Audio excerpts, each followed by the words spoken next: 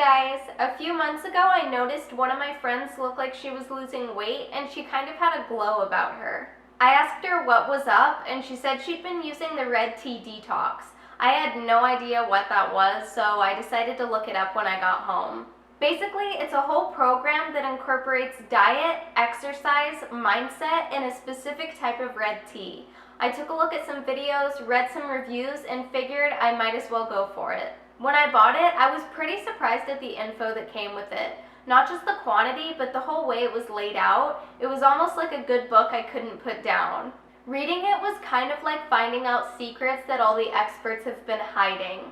For one thing, this diet is based off of phytochemicals which reduce mental and physical stress. And as we all know, stress is awful. It changes your hormones, makes you hold on to weight, all those horrible things. It's also surprising learning about how detoxing with the tea alone can also make you lose weight. Long story short, I decided if my friend can do it, so can I. The main thing was just going for it.